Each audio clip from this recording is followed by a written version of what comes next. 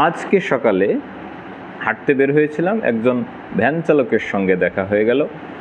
তাকে আমি সালাম দিলাম, সে অত্যন্ত আনন্দের সঙ্গে সালাম ফেরত দিলেন এবং আমাকে বাবা বলে সম্বোধন করলেন। খুব সুন্দর একটা হাসি দিলেন। এই হাসির আসলে তুলনা হয় না। আমি বহু মানুষকেই সালাম দেই, আপনারাও দেন, কিন্তু তারা যখন সালাম দেন এবং বলেন যে কেমন আছে বা কেমন আছেন, সেটি কিন্তু অত্যন্ত স্বস্তির ব্যাপার না। তাদের মধ্যে কেমন অনেক কিছুর একটা চাপ, টেনশান, দ্বিধা এগুলো কাজ করে। এটি অনুভব করতে পারেন কি না সেটি আমি জানি না, তবে আমি কিছুটা তো বোঝার চেষ্টা করি, হয়তো আপনারা আমার চেয়ে আরও ভালো বোঝেন। আমরা তো বিভিন্ন দিক থেকে অসুস্থ, তার মধ্যে অন্যতম অসুস্থ হলো আমরা মানসিকভাবে অসুস্থ। এই মানসিক দিকটা একেবারেই বিবেচনা করা হয় না। নানাবিধ কারণে আমাদের মন খারাপ থাকে, আর তার যে প্রভাব সেটি শরীরে, মুখাবয়বে, বিভিন্ন জায়গায় পড়ে। তো যাই হোক, এই যে একজন রিক্সা চালক কিংবা একজন ভ্যান চালক, তারা যে ভালো আছেন এই বিষয়টি আমি হলফ করে বলবো না যে তারা ভালো আছেন, কিন্তু অনেকের চেয়ে ভালো আছেন। আমি একজন তরুণ ভ্যান চালক, সে রিক্সাও চালায়, তার ব্যক্তিগত ভ্যান আছে। তো তাকে জিজ্ঞেস করলাম, তোমার প্রতিদিন আয় কত? সে রিসেন্টলি খুব ভালো একটা ভ্যান কিনেছে, মানে তৈরি করেছে, বানিয়েছে, সব কিছু নতুন। এই জন্যেই মূলত আগ্রহী হলাম। এবং সে বলল এই পুরো ভ্যানটা বানাইতে তার খরচ হয়েছে 70,000, 70,000 টাকা। তাহলে তোমার দিনে আয় কত? তো বলল যে কমপক্ষে 1,000 টাকা আমার আয়। তো তা যদি হয়, আমি বললাম তাহলে তুমি কত ঘন্টা কাজ করো? বলল যে আমি সকাল 10টা বা 11টায় আসি, যখন খুশি, আমার তো আর বাধ্যবাধকতা নেই, আর হয়তো 8টা পর্যন্ত বা সন্ধ্যা পর্যন্ত, মাঝখানে রেস্ট। বলল যে যদি খারাপ লাগে তাহলে আমি বাসায় চলে যাই, যে রেস্ট নিয়ে খেয়ে দিয়ে আবার আসি। তো এই যে ভ্যান চালক, সে কিন্তু একটু কম বয়সী, তার হয়তো বিবাহ হয়নি বা পরিবারের চাপ অতটা নেই, রিল্যাক্সেই সে ভ্যান ট্যান চালায়, রিক্সা টিক্সা চালায়, তারপরেও দিনে তার 1,000 টাকা থাকে। তাহলে হয়তো খুব কম দিনই সে অন্য কাজে ব্যস্ত থাকে, প্রায় প্রতিদিনই ভ্যান চালায়, তাহলে তার আয় ধরতে গেলে 25 থেকে 30,000 টাকা। তো একজন শিক্ষক, বেসরকারি হাই স্কুলে বিশেষ করে, তার বেতন কিন্তু হতে পারে, ওনার বেতন ওই 12,500 দিয়ে শুরু, স্কুল থেকে কিছু পান, সব মিলে হয়তো 20-এর নিচেই থাকবে, এবং বেশ দীর্ঘদিন পর্যন্ত তাকে 20-এর নিচে বেতন নিয়ে কাজ করতে হয়। এবং তার পরিবার থেকে দীর্ঘদিন সে পড়াশুনোও করেছেন, ধরেন অনার্স মাস্টার্স করেছেন, জীবনের প্রায় 25 থেকে 30 বছর ব্যয় করেছেন, তারপরে বিভিন্ন চাকরির খোঁজ করেছেন, শেষ পর্যন্ত না পাওয়ার পরে উনি বেসরকারি হাই স্কুলের একজন শিক্ষক হয়েছেন। আগের নিয়োগের কথা বলছি, এখন NTRC-এ দেন, সেক্ষেত্রেও হয়তো তারও 27-28 বছর বা 30 বছর ওভার করে তিনি চাকরিতে যোগদান করার পরে সে কিন্তু 15-16 থেকে এরকম 20,000 পর্যন্ত টাকা বেতন পান।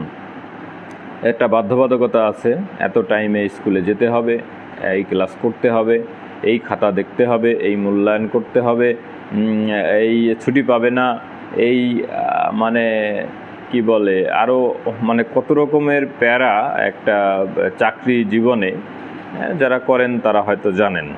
ওই লেগে যায় কলিগরা, কেউ একটু টিউশনি প্রাইভেট করতে চাইলে তারও নানা হ্যাঙ্গামা, কিভাবে করবে, 1 জন 3 জন 4 জন হেড স্যার, সব স্যার লেগে যায় পিছনে।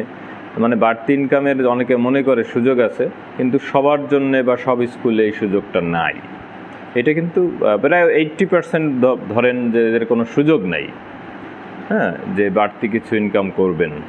সেক্ষেত্রে যদি বাড়তি করেনও, তাকে স্কুলে 10টা থেকে 6টা বা 5টা সময় দেওয়ার পরে, 7-8 ঘন্টা সময় দেওয়ার পরে অতিরিক্ত পরিশ্রম করে তাকে ইনকাম করতে হয়, তখন তাকে আরও কিছু সময় ব্যয় করতে হয়। ওই রিক্সা চালক যদি 11টা থেকে মাঝখানে 1 ঘন্টা বিরতি সহ 8টা পর্যন্ত চালান, সেক্ষেত্রে তার সময় আসে হচ্ছে 7-8 ঘন্টা, 8 ঘন্টাই ধরলাম, কিন্তু তাতে তার 30 থেকে 35 হাজার টাকা ইনকাম হয়, আর বা 25 থেকে 35, 25 থেকে 30 যাই হোক, তার ইনভেস্ট করতে হয়নি, তার জামা কাপড় টাকা মানে অনেক কিছুরই ব্যয় কম, তাকে জীবনের 25-30 বছর নিজেকে ইনভেস্ট করতে হয়নি শিক্ষার পিছনে। তো এই আর্থিক দিকটা বিবেচনা করলে হয়তো সে শিক্ষা দীক্ষায় কম এগিয়ে থাকার কারণে হয়তো বিভিন্ন সিদ্ধান্ত ভুল করেন, তার জন্য পিছিয়ে যান, কিন্তু মানে যেটা দেখা যাচ্ছে সেটা হচ্ছে যে সে আপাতত আর্থিক দিক থেকে কম নয় একজন বেসরকারি হাই স্কুলের শিক্ষকের তুলনায়। সরকারি হাই স্কুল বা সরকারি কলেজ সেটা ভিন্ন কথা। বেসরকারি হাই স্কুল, বেসরকারি কলেজ চিন্তা ভাবনা করলে আমরা কিন্তু দেখব যে প্রায় 90-এর উপরে, অর্থাৎ হয়তো 99 বা 95% বেসরকারি শিক্ষা ব্যবস্থা আমাদের এখানে চলমান। তো এই জন্যে হাসিটা আসে, শিক্ষিত মানুষ অনেক কিছু বোঝেন, অনেক কিছু বিবেচনা করে তার মাথার মধ্যে চাপ থাকে, তার উচ্চাশা থাকে, এবং সেটি বাস্তবায়ন করা তার পক্ষে কঠিন বলেই তার মনের মধ্যে চাপ থাকে, এই একটা বিষয়। আবার উনি অত কিছু বোঝেন না, বাট একটা হ্যান্ডসাম ইনকাম আছে, মোটামুটি ভালো আছে, ভালো খান, ভালো ঘুমান, এরকমও হতে পারে বিষয়টা। আমরা কিন্তু তাকায় থাকি যে গরিব মানুষ হচ্ছে ওই রিক্সা চালক, ওই ভ্যান চালক, এই অমুক তমুক, না ওই গাড়ি চালক, বিষয়টা কিন্তু তা না। অনেক চাকরিজীবী আছে যাদের অবস্থা ওদের চেয়ে অনেক খারাপ। আচ্ছা, গেল এই বিষয়টা। আর হচ্ছে যে আমাদের শান্তির ব্যাপারটা, এটি কিন্তু একটা মানে বিষয় যে ঠিক আছে আপনার ইনকাম কম, আমি একটা চাকরিজীবী, আমি চাই আমার সম্মান থাকুক। আমি রিক্সা চালালে কি থাকে না, অনেকের স্ট্যাটাস থাকে না, সম্মান থাকে না, ভালো কথা, এই বিষয়টা আসবো যে সম্মান থাকা উচিত, থাকে না এটা মানসিক ব্যাপার। আপনাকে কে সম্মান দিচ্ছে কি দিচ্ছে না, নট ম্যাটার, এখানে তো বিষয় না। আমি তো আমার সৎ পথে ইনকাম করে আমি রিক্সা চালাই, ভ্যান চালাই, যা করি যা করব, আমি আমার বোঝা আমি বইতে পারলে হলো, আমার মতো করে আমি চলতে পারলে হলো। কে সম্মান দিল কি না দিল, কেউ, শিক্ষকদেরও এখন কেউ সম্মান দেয় না, ডাক্তারদেরও দেয় না, পুলিশদেরও দেয় না, আইনজীবীদেরও দেয় না, যারা দেয় না তারা কাউকেই দেয় না। আসলে ওইটা বিষয় না। তারপরেও ওই বিষয়টা আসতেছি যে যদি আপনি মনে করেন বা আমি মনে করি যে আমি একটা ছোট চাকরি করি বাস্তবে, হ্যাঁ, তাহলে আমার স্ট্যাটাস, আমি কিভাবে চলাফেরা করব, আমার প্ল্যানটা কিভাবে করব, ঠিক সেই cut your coat according to your clothes, মানে আমি আমার মতো করে আমার জীবনটা সাজাবো, তারপরে আমি বাকিগুলোকে মাথা থেকে এক্সক্লুড করে দেবো যে এগুলা কে অমুক ঘুষ খেয়ে কত টাকা ইনকাম করলো, তমক 2 নম্বরই ব্যবসা করে কত টাকা ইনকাম, তমক মিথ্যা কথা বলে এত টাকা ইনকাম করলো, বিষয় না। তমক ভ্যান চালায় এত টাকা আমার চেয়ে বেশি ইনকাম করে, নো, সে যা করে করুক, আমার ব্যাপারটা হচ্ছে যে আমার যেটা ইনকাম আমি সেই অনুযায়ী আমাকে সাজিয়ে আমার মনের মধ্যে শান্তির যে একটা বিষয় সেটি নিয়ে আসবো। ফলে আমিও একটা শান্তির হাসি দিব যে হ্যাঁ আলহামদুলিল্লাহ আমি অনেক ভালো আছি, ঠিক আছে। এই কথাটা হাসির সঙ্গে যদি আমরা বলতে না পারি তাহলে কোথাও আপনার রিয়াকশান ভালো হবে না। রিয়াকশান যত ভালো কথাই আপনার দিকে ছুটে যাক না কেন, আপনার রিয়াকশানটা খারাপ হবে, আর আপনি ধীরে ধীরে খারাপ মানসিক স্বাস্থ্য খারাপের দিকেই চলে যাবে। ফলে আমার কি হবে, সমাজও দূষিত হবে, আপনার দ্বারা আপনার পরিবারও দূষিত হবে, আমার দ্বারা আমার পরিবারও দূষিত হবে। এটা হয়ে থাকে অতিরিক্ত উচ্চাশা এবং তার যদি পূরণ না করতে পারি, এই বিষয়টা গেল। এরপরে আসলাম যে তাহলে যারা অনেক টাকার মালিক কিংবা বড় চাকরি করেন তাদের মধ্যে কেন এই সুন্দর হাসিটা পাওয়া যায় না? তাদেরও একই সমস্যা। আপনার এই দুনিয়ায় এখন হচ্ছে বিশ্বায়নের যুগে আপনার ভোগ করার মতো বহু জিনিস অপেক্ষা করে আছে আপনার জন্য। আপনি যত টাকার মালিক হন না কেন এই সব কিছু আপনি ভোগ করতে পারবেন না। আপনাকে শুধু ওই ভোগের দিকে তাড়াবে যে আরও আরও কিছু কিনো, আরও কিছু ভোগ করো, আরও কিছু দেখো, এর চেয়ে ভালো কিছু আছে, এরকম মনে হবে সব সময়। তো সেইটা যদি আপনাকে গ্রাস করে যে না আমার তো এত কিছু দেখার দরকার নাই, এত কিছু করার দরকার নেই, আমি তো যথেষ্ট পেয়েছি, আমার এত কিছু তো করার দরকার নেই, এই স্যাটিসফ্যাকশানটা যদি না আসে তাহলে আপনি যত বড় চাকরিজীবী হন, যত টাকা পয়সার মালিক হন, আপনার মধ্যে ওই যে আমার ভ্যান চালক কাকা যে হাসিটা দিলেন ওই হাসিটা আপনার মধ্যে খুঁজে পাওয়া যাবে না। আপনি মসজিদে যান, মন্দিরে যান কাউকে দেখানোর জন্যে, ওই হাসি থাকবে না। আপনি কাউকে দান করেন, খয়রাত করেন কাউকে দেখানোর জন্যে, অথবা ভবিষ্যতে আপনি নেতা হবেন, ইলেকশন করবেন, সেই উদ্দেশ্য মাথার মধ্যে ঘুরে আর আপনি এই কাজগুলো করেন, ওই হাসি কোনোদিন আপনার মধ্যে পাওয়া যাবে না। হ্যাঁ, অনেকে এতেই অনেক আনন্দ পেয়ে মনে মনে হাসেন, উপরে প্রকাশ পায় না, এরকমও আছে। কিন্তু না, যদি সত্যিকারের হাসি আপনার মধ্যে থেকে থাকে অবশ্যই প্রকাশ পাবে। ওইটা হচ্ছে খুশি হয়েছেন, 100% হননি। বিষয়টা হলো এই।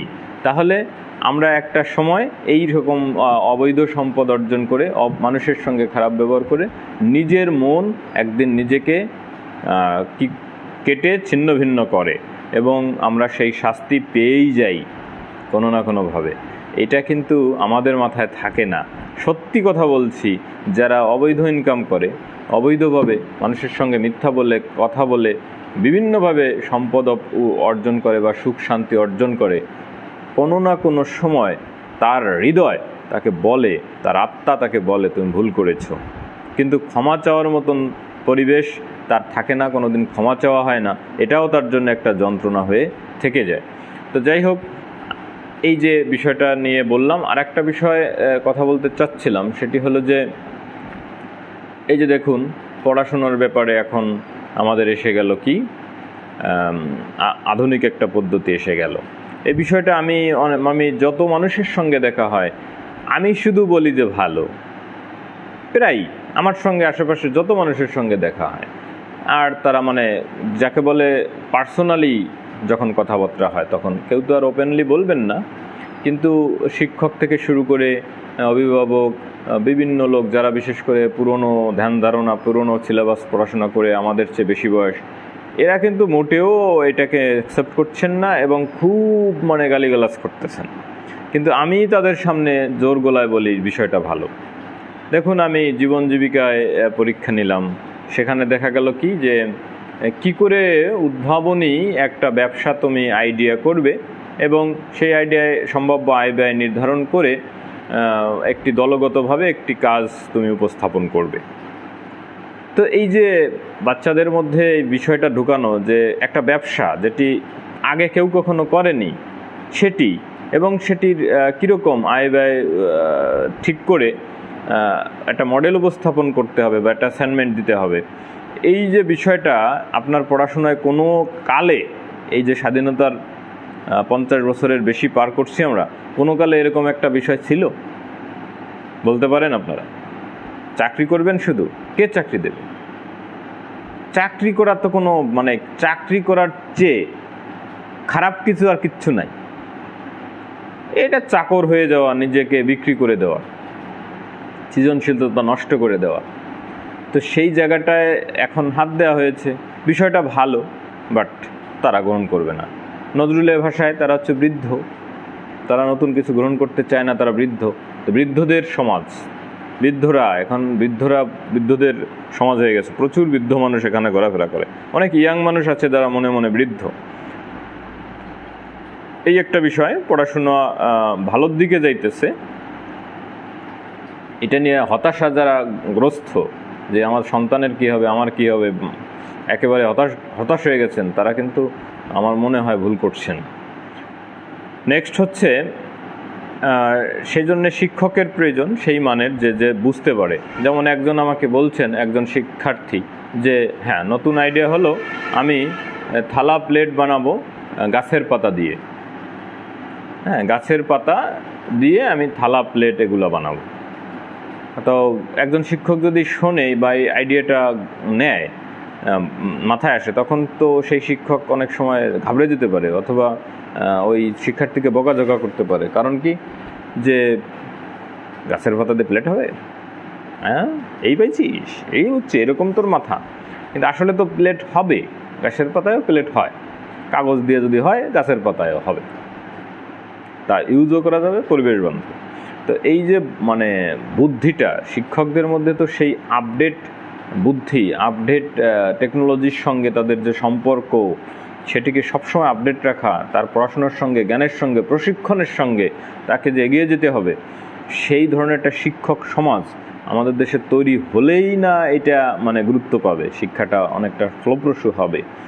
আমরা আশা করছি যে এই বিষয়টা হয়তো কর্তৃপক্ষ নজর দেবেন, যেহেতু শিক্ষা ব্যবস্থা এরকম করে এসে গেছে, তাহলে ওই বিষয়টাও মনে হয় তারা জানেন এবং বোঝেন। সুতরাং ধীরে ধীরে হয়তো হবে। এত বড় একটা বাজেট দেওয়া খুব কঠিন, জনসংখ্যা অনেক বেশি, আমাদের শিক্ষক সংখ্যা অনেক বেশি, আমাদের রিসোর্সের ব্যাপক রিসোর্স প্রয়োজন, ব্যাপক বাজেট প্রয়োজন। এত তো একবারে হবে না, ধীরে ধীরে হয়তো আমরা আশা করব সেই পর্যায়ে যাব।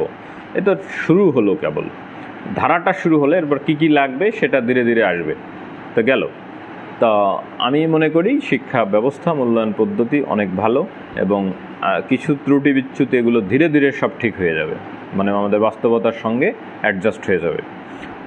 এই আর একটা বিষয়, প্রতিযোগিতা। আমাদের শিক্ষার্থীদের মা বাবা এনরা বরং শিক্ষার্থীদের তুলনায় বেশি প্রতিযোগিতায় অংশগ্রহণ করে, মেকানিজমে অংশগ্রহণ করেন, যে আমার ছেলে অমকের মেয়ের চেয়ে, অমকের ছেলের চেয়ে আমার ছেলে কেন পিছিয়ে থাকবে, তাতে কি আমার নির্বুদ্ধিতা প্রকাশিত হয় না? এই ধরনের একটা চাপে পড়ে ওনারা কিন্তু যে কোনো ধরনের ব্যবস্থা নেওয়ার জন্যে ব্যস্ত থাকেন এবং বিভিন্ন মেকানিজম করেন। অনেক শিক্ষকও হয়তো কাউকে পক্ষপাতদুষ্ট হয়ে কাউকে এগিয়ে দেওয়ার, পিছিয়ে দেওয়ার চিন্তাভাবনা হয়তো থাকতে পারেন। সেটা এটা তো বোঝেনি, আমি তো স্বীকার করছি, অনেক ডিপার্টমেন্ট তো সেটা স্বীকার করে না। মূল কথা হচ্ছে যে এটা থাকতে পারে। লক্ষ লক্ষ শিক্ষক, সবার নিয়োগ ঠিকঠাক মতো হয়নি, হলেও পরে ডাইভার্ট হয়ে যেতে পারে তাদের জ্ঞান বুদ্ধি চিন্তাভাবনা পরিবেশের কারণে, বিভিন্ন কিছু দেখার কারণে। তো এই সব বিবেচনা করে হতেও পারে, কিন্তু বিষয়টা হচ্ছে যে এরকম আমাদের জন্য বিষয়টা সুখকর না। এখানে 100-তে 99 পাওয়ার মতন পরীক্ষা বা পরীক্ষা পদ্ধতি এখন না। তো এইসব বিষয়ও বিবেচনা করতে হবে। তো অনেক কথা বলে ফেলেছি আজকে। ভালো থাকুন সকলে, সুস্থ থাকুন, সাথে থাকুন। সময় পাই কম, সেজন্যে এই অবস্থা আর কি। ভিডিও কিছু পড়াশোনা করার কথা ছিল, পারিনি, দুঃখিত। অনেক ধন্যবাদ।